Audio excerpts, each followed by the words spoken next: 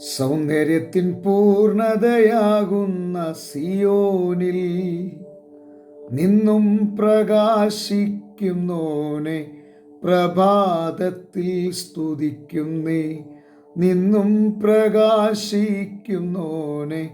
പ്രഭാതത്തിൽ സ്തുതിക്കുന്നേ.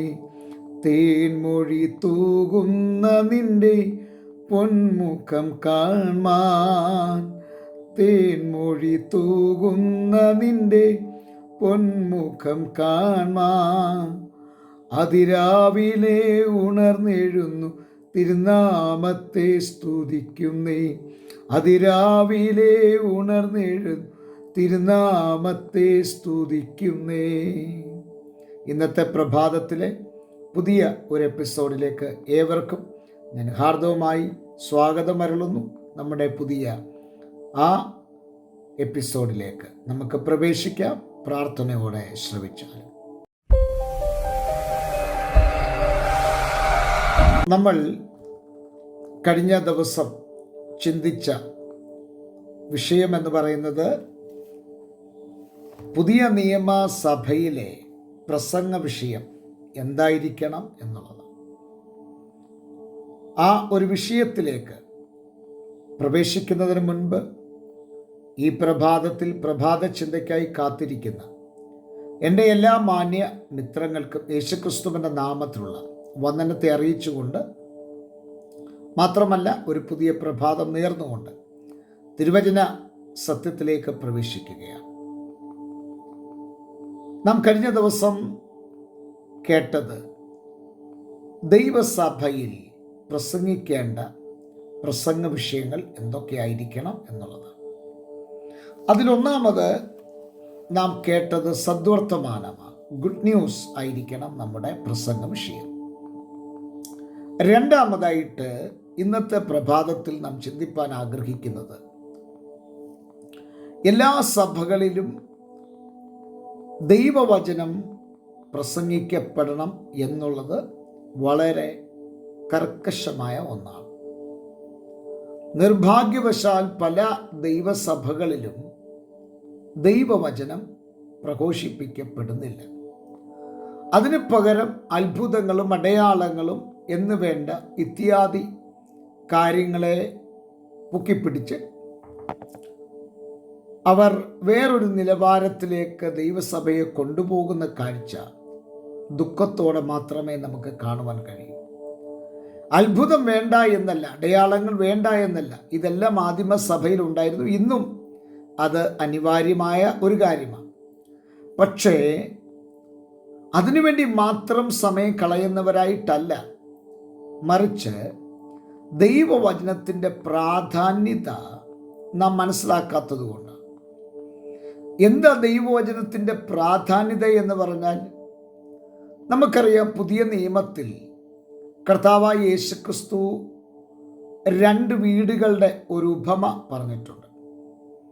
അതിൽ ഒരു മനുഷ്യൻ തൻ്റെ വീട് പണിതത് മണലിന്മേലാണ്, വേറൊരു മനുഷ്യൻ തൻ്റെ വീട് പണിതത് പാറമേലാണ്.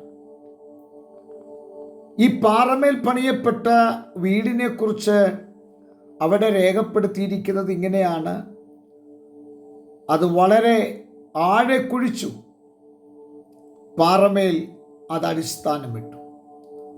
അങ്ങനെ അടിസ്ഥാനമിട്ട ഈ ഭവനത്തിനും മണലിൽ പണിത ഭവനത്തിനും നേരെ ശക്തമായ പ്രതികൂലങ്ങൾ ആഞ്ഞടിക്കുവാനിടയായി. 2 വീടിനും നേരെ ഒരുപോലെയാണ് പ്രതികൂലങ്ങൾ കടന്നു വന്നത്. പക്ഷേ പാറമേൽ അടിസ്ഥാനമിട്ട് പണിത ആ ഭവനം നിലംപരിചയാകുവാൻ ദൈവം അനുവദിച്ചില്ല. എന്നാൽ മണലിൽ പണിത വീട് അത് പെട്ടെന്ന് നിലംപരിചയാകുവാനിടയായി. ഈ പാറമേൽ പണിത വീട് എന്തിനെ കാണിക്കുന്നതാണ്? നമുക്കറിയാം, പാറ പഴയ നിയമത്തിലും പുതിയ നിയമത്തിലും നാം വായിച്ച് പഠിക്കുമ്പോൾ അത് ക്രിസ്തുവിന് നിഴലായി നിൽക്കുന്നു എന്ന് നമുക്ക് കാണുവാൻ കഴിയും. ഈ പാറ ക്രിസ്തുവിന് നിഴലാണെങ്കിൽ, അത് യുഗങ്ങളുടെ പാറയായ ക്രിസ്തുവാണെങ്കിൽ, ശ്രദ്ധിക്കൂ, ഈ പാറയിൽ അടിസ്ഥാനമിടുന്ന ഒരു ദൈവ പൈതലിന് ഒരിക്കലും പരാജയപ്പെടാൻ ദൈവം അനുവദിക്കില്ല. കാരണം ഈ പാറയെക്കുറിച്ച് വേദപുസ്തകം പറയുന്നു, ആദിയിൽ വചനമുണ്ടായിരുന്നു, വചനം ദൈവമായിരുന്നു, വചനം ദൈവത്തോട് കൂടെയായിരുന്നു എന്നാണ് വായിക്കുന്നത്. അങ്ങനെയാണെങ്കിൽ യുഗങ്ങളുടെ പാറയായ ഈ ക്രിസ്തു ആരാണ്? സാക്ഷാൽ ലോഗോസ്, വചനമാണ്. ഈ വചനത്തിൻ്റെ പ്രത്യേകത എന്താണ്? ഈ പാറമേൽ അടിസ്ഥാനമിട്ടാൽ, ഒന്നും കൂടെ പറഞ്ഞാൽ, ഈ പാറമേൽ അടിസ്ഥാനമിടുന്ന ഒരു ദൈവ പൈതലിൻ്റെ ഭവനത്തിന് പ്രതികൂലം വരില്ല എന്നല്ല, കഷ്ടത വരില്ല എന്നല്ല, വേദന വരില്ല എന്നല്ല. പക്ഷേ ആ പ്രതികൂലത്തിൻ്റെ നടുവിലും ഞാനും നിങ്ങളും പതറിപ്പോകാനോ താളടിയാകാനോ പരാജയപ്പെടാനോ ദൈവം അനുവദിക്കുകയില്ല. അപ്പോൾ ഈ പ്രഭാതത്തിൽ നാം മനസ്സിലാക്കേണ്ട പരമപ്രധാനമായൊരു വിഷയം വചനത്തിൻ്റെ പ്രസക്തിയാണ്. വചനത്തിൻ്റെ പ്രസക്തി എന്താണ്? അത് നാം മനസ്സിലാക്കേണ്ട ഒന്നാണ്.